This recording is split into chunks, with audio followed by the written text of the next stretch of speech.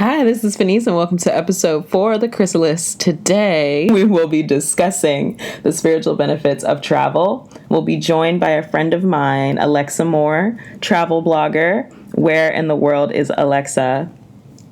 She's traveled to 26 countries, and her goal is to travel to 45 by age 30. So say hello, Alexa. Hi, everyone. All right. So, y'all, today we're just going to basically talk about the spiritual benefits of travel. We're going to delve a little bit into demographics and which demographics sort of lean towards travel more. Hint, hint, Black millennials. Yes.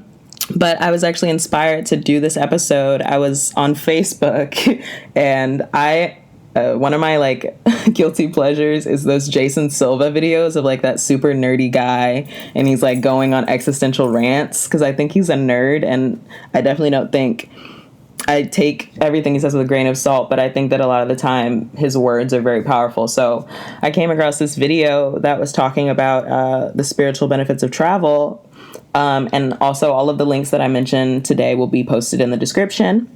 But this video, he's discussing a known travel writer, Pico Iyer, and the quote that I heard that struck me was, "We don't travel in order to move around, we travel in order to be moved." And Jason Silva went on to say, when we travel, we search not for new places, but we search for seeing the world with new eyes. And that really struck me because I definitely feel that to my core. And I haven't even done much travel, definitely not as much as I would like to. But I just wanted to have our little local travel expert on to discuss some of her experiences and her story and what kind of brought her on this journey of traveling the world. So whenever you're ready, Miss Alexa. Of course. Yeah, so I have been traveling probably my entire life. I have two parents that didn't necessarily grow up rich and grow up in a not rich, but necessarily being able to afford to see the world. So when they had 3 kids, they decided, you know what, we're going to really encourage and push them to see the world. So my parents saved what they could, when they could, worked overtime so we would be able to explore different places. I remember being in 5th grade, we went on a trip to Europe, which was crazy to me, you read about it in books and you see movies, but I never expected to be there, and it was kind of wild. It was 5 of us in a little car driving. We drove through 7 countries in Europe. Oh my gosh. We went to Switzerland, we went to Germany, Austria, Italy, Vatican, Czech Republic, Hungary. Oh my God. So we went to Eastern Europe as well, and talking about it now, as an adult, I just remember my eyes just being wide the entire time because I was like, what is this? What culture are we in? Going places where no one speaks English, and most importantly, going places where they've never seen Black people before. Yeah. And I remember being in Hungary and people would just stop and stare at us, and being in the Czech Republic and, experiencing racism abroad. Because, I feel like the racism I experienced in the U.S. is a lot more systematic. It's a lot more, undertones, but, experiencing real racism abroad, and it changed my outlook and my energy when I was traveling, and I learned that from a very young age. And so all of those experiences pointed me for my entire life to just keep experiencing and keep traveling the world and exploring and seeing new places. And I definitely agree that travel is so important in just seeing the world. I feel like as an American, I sit here in DC, downtown DC. I can, get whatever food I want. I can talk to, it's the same people. And Americans are, we're problematic. Yes. So even when it comes to traveling sometimes, so when I go abroad, I'm opened up to so many different people and so many people with so many different stories. I remember being in Namibia and talking to Adam, who was Evan, who was our driver, and he was saying, like, where are you from? This is like a very, very interesting question to ask a Black American. Yeah. Because it's like, you know what? There's layers. You know, I don't know. And he's like, where are you from? And I go, you know, I'm from the U.S. And he's like, where are your parents from? I go, since my mom is from Jamaica, usually, like, people will back off after I say Jamaica. They're like, oh, okay. But my dad is just straight up from Florida. And he was like, okay, and he was talking about how in Namibia he can trace his lineage back, like, to chiefs of tribes, of politicians, of kings, back generations and generations. And just hearing about that, you know, I would love nothing more than to know that. But being that, and like not being able to have that, I struggled a lot. Like, and I struggled a lot traveling around Africa. I've been to South Africa and Namibia, in this idea of identity. Amen. But I also, I don't know, I experienced this weird, like, healing when I talk to people from the motherland too, because it just reminds me that, like, we are still loved and accepted. I feel like there's just a bit of an identity crisis. I'm going to speak from personal experience of being Black American and feeling like there's not a specific culture, like, and that's a part of the American identity too, as there's this misconception that American culture does not exist and Black American culture does not exist, when it's very a thing, right? Yes, we made this country. It's very much a thing, and I remember, like, before I went there, feeling so much that I wanted to be a part of something, and dealing with this identity issue. And then I got there, and I was like, you know what? I'm everything. Amen. I'm everything. I'm from here, but I also am a proud Black American. I'm sorry to, like, stray off on that identity conversation, but no, it's beautiful. I love it. But to be Black American, specifically, like, a descendant of Black slaves, is an identity in itself. It's a culture in itself that people don't even think about. And I'm like, I would never, you know, people are like, oh, why don't you just say you're Jamaican? Because I want people to know that I am the product of slaves. I'm the product of people who were whipped, who couldn't even drink at the same water fountains. Like, that is my history, and you will never erase that from me, because look at where I am now. Amen.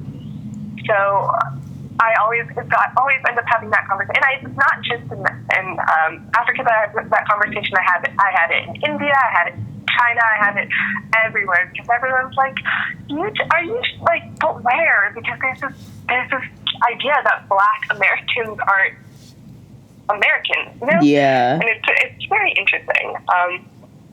But that in terms of identity, but recently, I think traveling, Eat, Pray, Love, right? I was just writing a paper about this, and it was about how irritating the idea of Eat, Pray, Love is to me, because it's like, it's a privilege in itself to go through trauma and be like, I'm going to just buy a ticket to Indonesia. Like, yeah, that's crazy. I don't know who can afford to, like, to just do, you know, like, go to India and find yourself. Like, but traveling does allow you, but it's not just traveling internationally. It's just getting out of your comfort zone, if that makes sense. I was just talking to my coworker who is from Minnesota. We were just bouncing because I knew it was coming on this podcast, and I was just talking to her about travel. And she was like, I really would love if you just talked about, like, the privilege in itself to be able to leave, like, and being in a geographic location, because we don't even, like, think about that really. Like, if you want to go to Indonesia and you want a flight that's not going to be $2,000, $3,000, leaving from Minnesota is a lot harder than leaving from DC. Yeah. Like, if you live in a place that's not even accessible to get to an airport, like, how are you going to get there? So that lack of accessibility. So what I'm trying to say is that the healing aspect of travel doesn't mean you need to go abroad. You don't need to go to Indonesia. You don't need to go to India. I think it's about leaving your comfort zone and allowing you to see the world in a different view. Even if that means like going for a walk or taking a drive or taking the bus to the outskirts of town, going on a hike, seeing and exploring, and from that, like, growing to maybe traveling internationally or maybe just going to stay over, but like set practical and like realistic goals in your travel. This ties into the like Black millennial like thing I'm getting sick of, which is this Instagram culture, which for me is insane. And I am a product of that as well. I love a good picture, as does everyone. I love taking pictures. If you follow my Instagram, you'll see that. But Denise, do you feel like people are going places to take pictures? Yes. Like I've had friends who will walk down the street to be like, "Can you take a picture of me here?" And I'll be like, "Okay."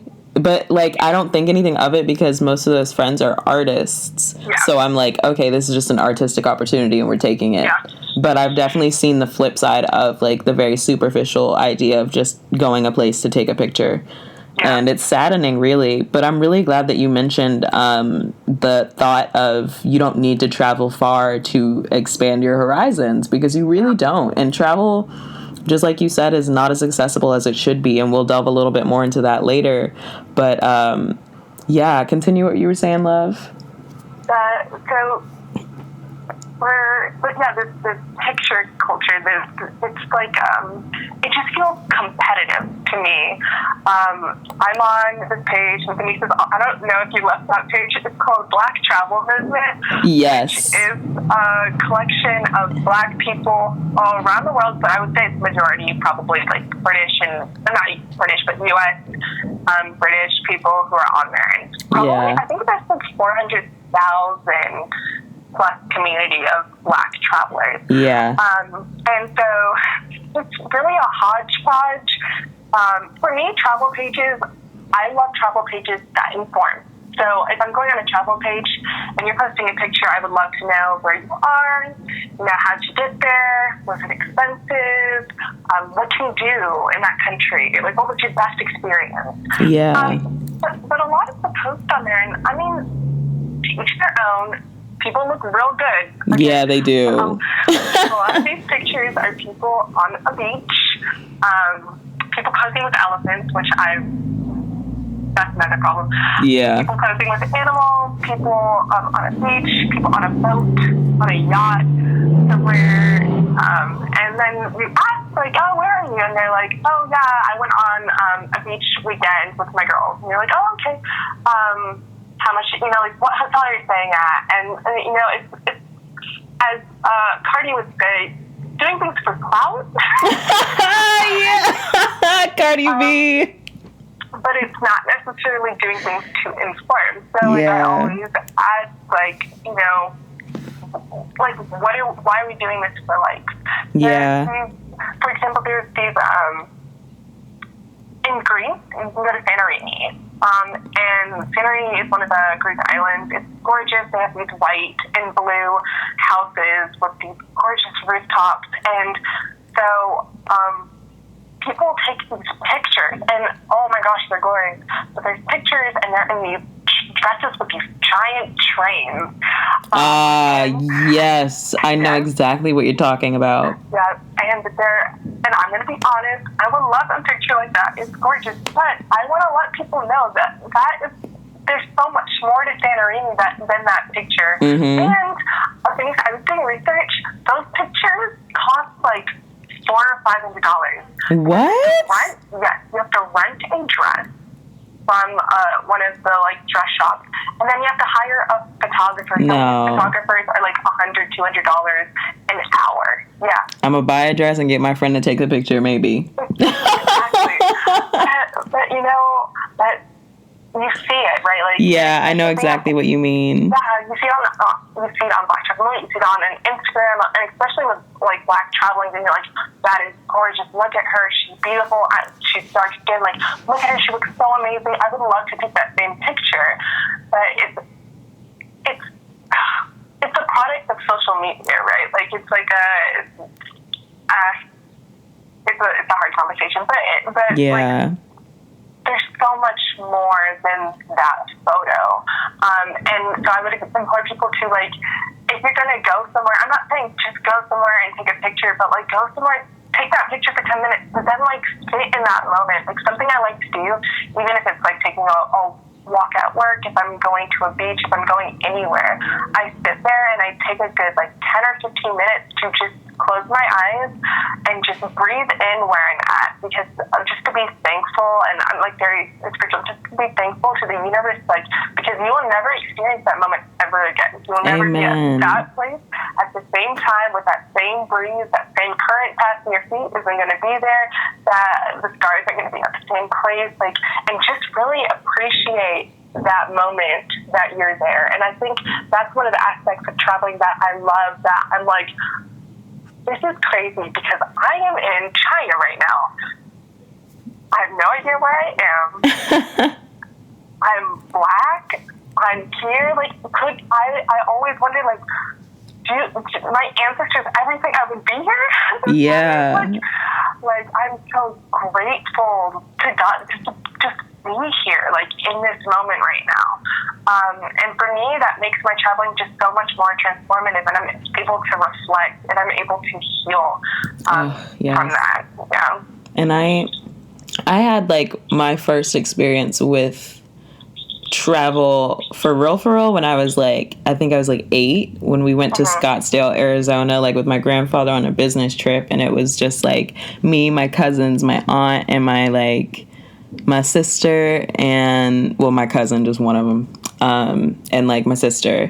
And we would chill by the pool and stuff like that. And that was kind of the first time I went on a plane. But the first time I ever really felt the awe of travel was in 8th grade, when we went on, like, you know how we all had those school EF tour trips? Yes, so we had one of those, and, like, we were going, like, the French class was going to Paris, of course, and I really wanted to go, but it was so expensive, and I was like, oh my God, like, I really want to go, this is my dream, but Dad, like, that's more money than I've ever known us to have, so what's up? And he was like, don't worry, like, I'll get you there, and he ended up getting me there by the grace of God. But I went there, and we went to places like Biarritz, which is, like, on the coast. It's super cold, and there's a lot of, like, crashing waves, and it's cloudy, but it's so beautiful, and the water is just so wild, and it's just a beautiful place to be.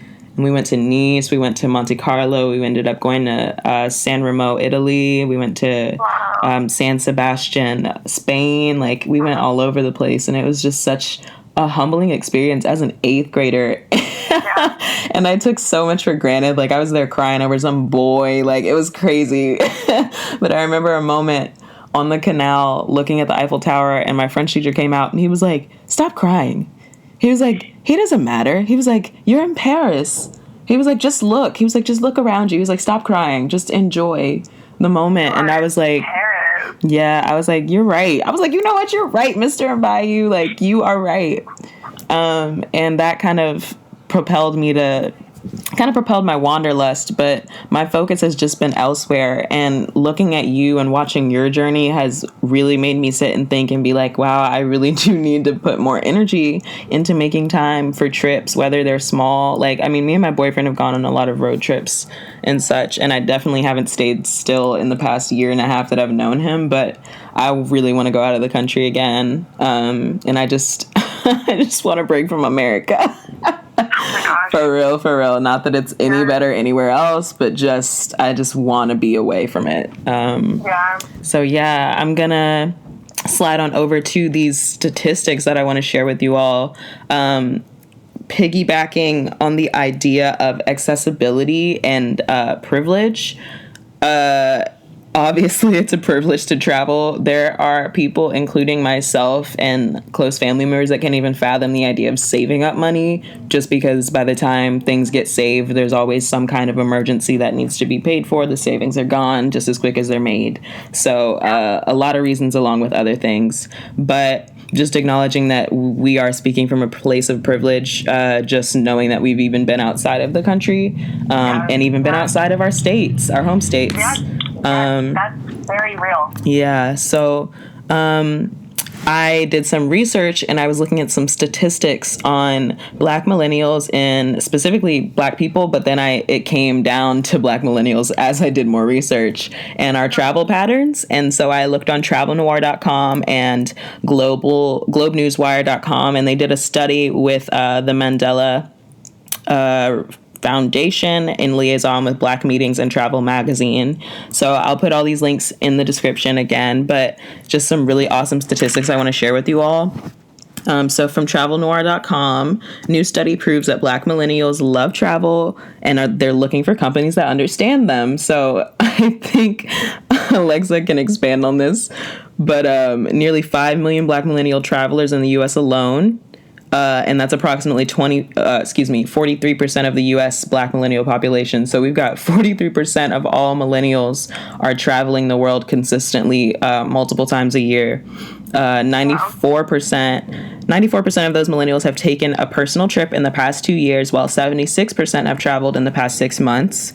And almost a quarter of Black millennial travelers polled said they have experienced racial discrimination while booking travel, and almost 30% have experienced discrimination in the past 2 years during travel. And also, to clarify, millennials, that that encompasses anyone age 23 to 38, not little kids like age 14 to 20. Okay, so we're talking about adults.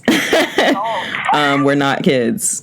So yeah, if you want to expand on that a little bit about any kind of fetishism you've experienced, and this is not to scare you all from traveling, it happens here too in the US. So so in terms of actually on Black Travel Movement, there was a post yesterday, and this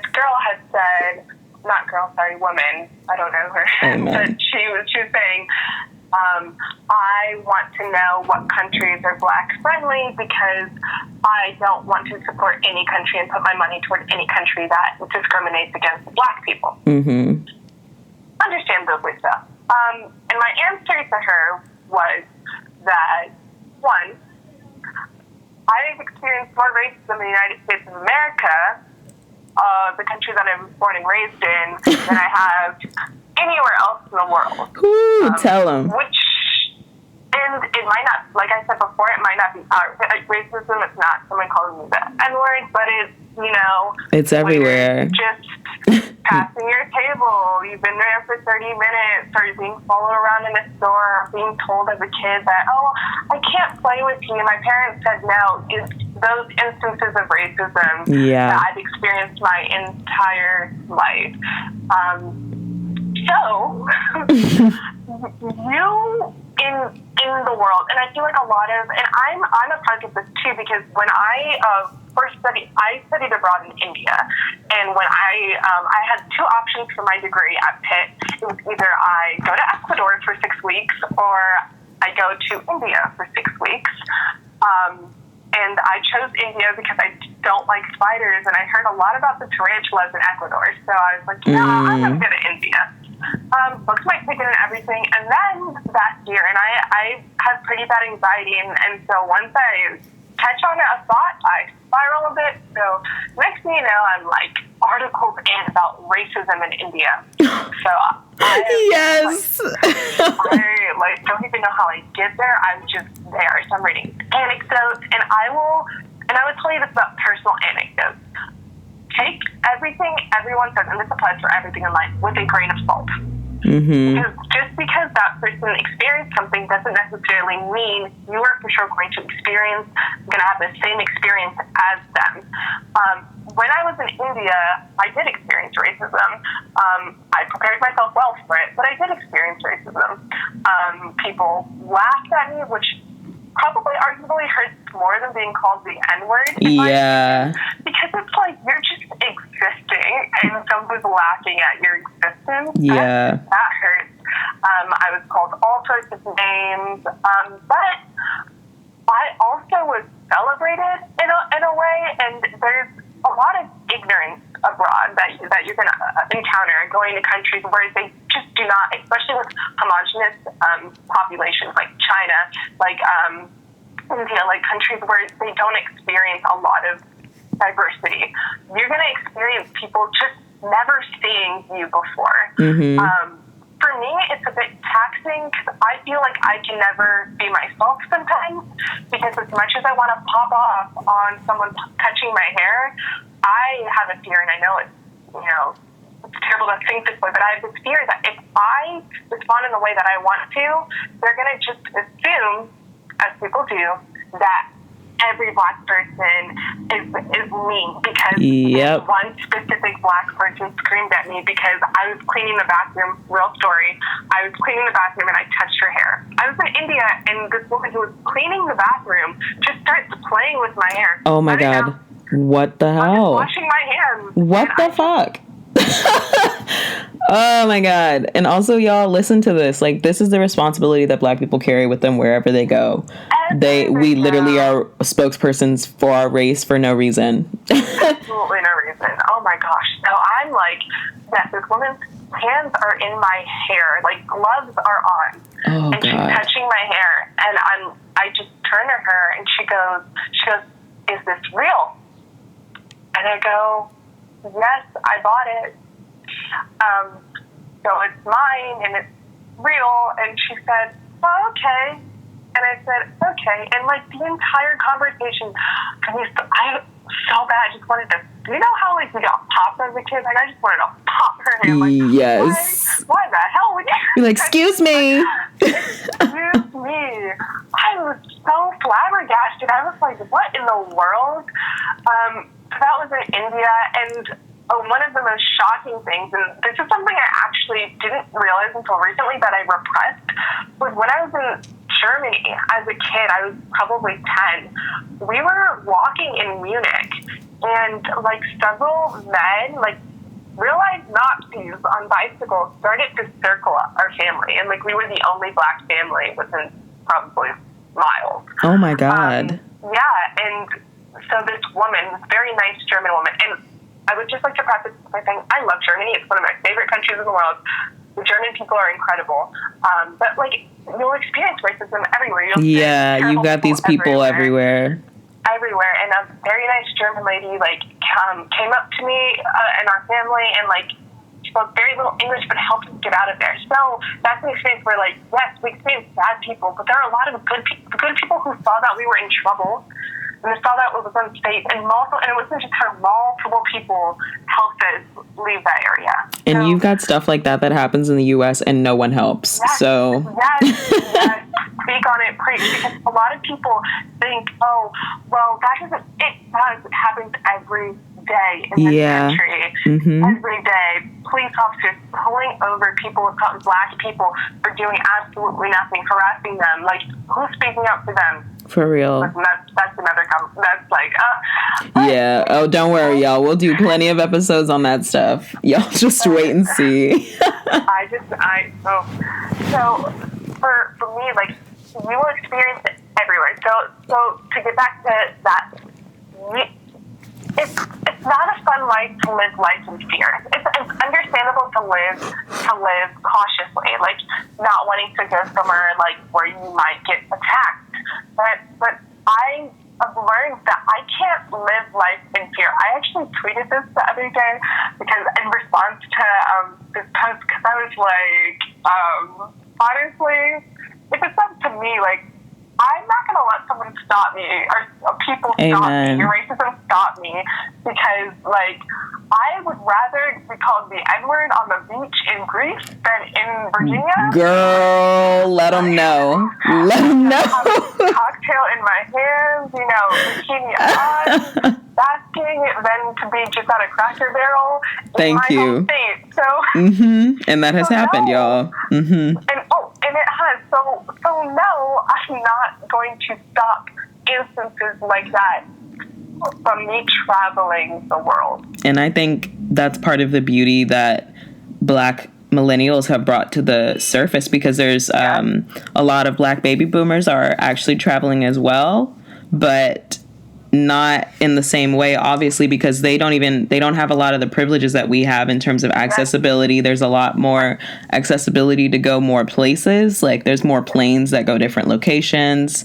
There's a lot of ways that we can work around prices. Obviously, inflation is terrible and we're paying a lot more than they probably used to pay, but there are ways around that. Again, privilege. And, you know, the travel industry has increased from 48 billion in 2010 to 63 billion in 2018. Wow. And that's from black dollars, y'all. So yes. Amazing, is it? Yes. So we're actually wrapping up, Alexa, but something that I wanted to check in with you quickly about, I don't like asking people how they spend their money, because I think that something else that we need to talk about when it comes to traveling is stop asking people how did you do that? You work here, da da da da da. Stop doing that. Yeah, but things like asking people, oh, what are tips for budgeting? Like, do you have any tips for, you know, how to spend less money on materialistic things? That's nice. So with that said, Alexa, do you have any tips on budgeting?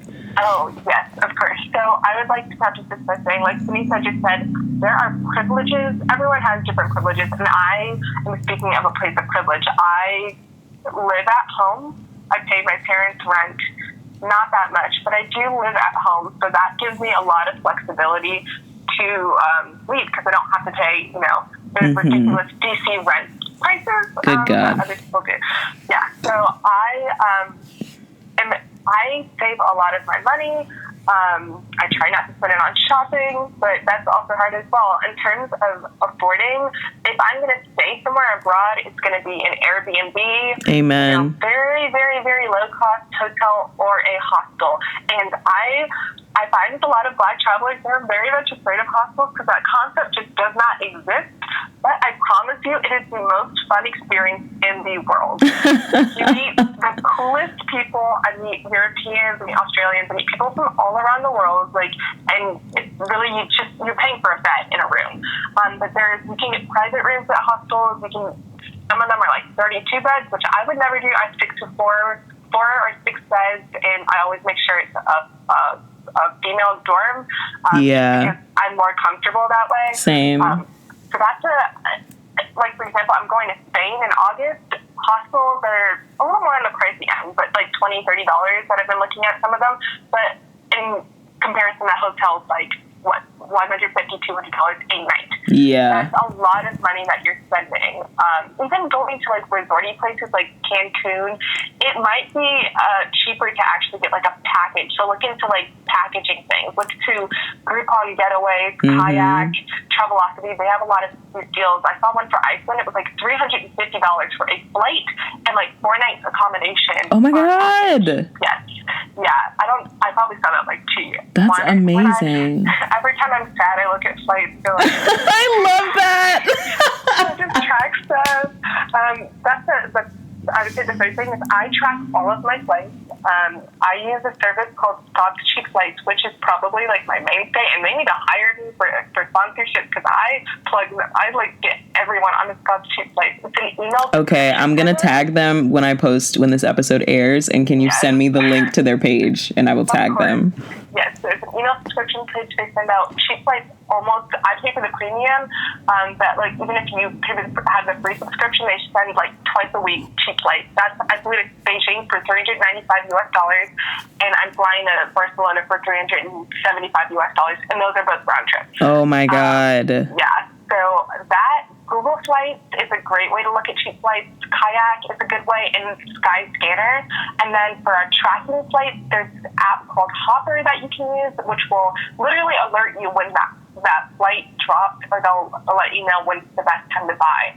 I recommend doing as much research as possible on how you can cut down costs, looking at food cost as well, and excursions. Like, there's a lot of things that if you research well enough, you can do on your own. You don't have to pay for a guide to do. Yeah.